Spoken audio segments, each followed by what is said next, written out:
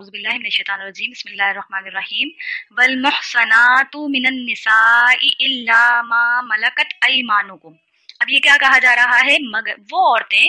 जो तुम्हारी यानी कि निकाह में है,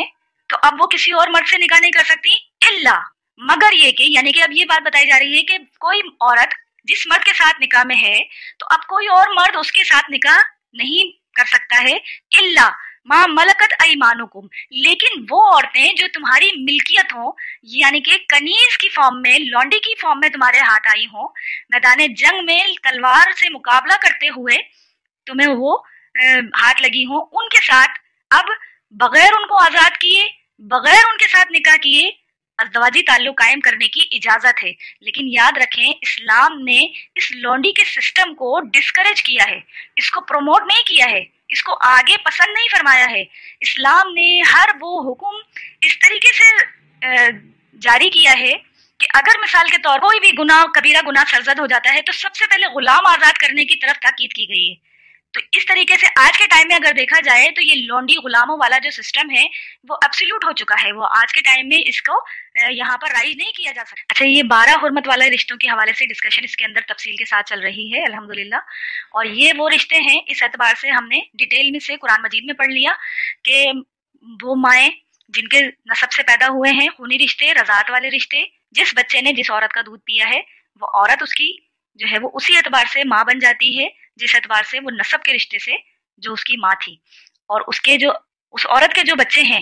वो भी उस दूध पीने वाले बच्चे के बहन भाई शुमार किए जाएंगे। लेकिन इसमें विरासत की तकसीम का कोई मामला नहीं चलेगा, और बहन भाई जो उसके अपने बहन भाई हैं वो उसके लिए हुर्मत वाले रिश्तों में दाखिल हैं। फुप्पियाँ, खालाएं, फुप्पियों की बच्चियाँ और खालाओं की बच्चियाँ, इनके हवाले से यहाँ पर जिक्र नहीं है। ये नहीं समझ लीजिएगा कि फुप्पी की बेटी भी जो है वो हुर्मत वाले रिश्ते में दाखिल है, नहीं। इसके लिए एक चीज यहाँ पर अभी आगे जिक्र आ जाएगा कि उसमें क्या एक एक्सेप्शनल केस है कि किस एतबार से वो दो रिश्ते हैं जो वक्ती तौर पर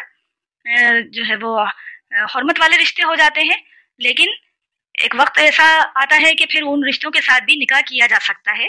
जैसे कि मिसाल के तौर पर उस औरत जो अभी किसी एक मर्द के निकाह में है तो वो बाकी तमाम मर्दों के लिए हराम। एक औरत एक वक्त में एक ही निकाह कर सकती है, एक ही मर्द के साथ अपना रिश्ता रख सकती है, लेकिन इसमें यह भी समझने की जरूरत है कि ये औरत जो पहले किसी खावंद के निकाह में है तो अब बाकी के मर्द उसके लिए उस महरम वाले रिश्ते में नहीं आ जाएंगे। उस एतबार से हराम है कि अभी वो निकाह नहीं कर सकती उनसे, लेकिन पर्दे का मामला रहेगा वहां पर जब तक उसका खावंद हयात है या जब तक कि वो उसके निकाह में। वक्ती तौर पर हुर्मत वाले रिश्ते बताए गए हैं, उसके हवाले से जो जिक्र आता है कि एक वक्त में एक मर्द दो बहनों को अपने निकाह में जमा नहीं कर सकती है। जो नबी करीम सल्लल्लाहु अलैहि वसल्लम पर सुन्नत जो है वो शरीयत नाजिल हुई है उस एतबार से, इससे पहले जब हजरत मूसा अलैहिस्सलाम की बनी इसराइल कौम में जब अंबिया कराम आ रहे थे उस वक्त इस चीज की मुमानियत नहीं थी। एक वक्त में दो बहनों को कोई मर्द अपने निकाह में ले सकता था, लेकिन नबी करीम सल्लल्लाहु अलैहि वसल्लम के केस में आकर इस चीज को मना फरमा दिया गया है। अब कोई मर्द कयामत तक किसी भी दो बहनों को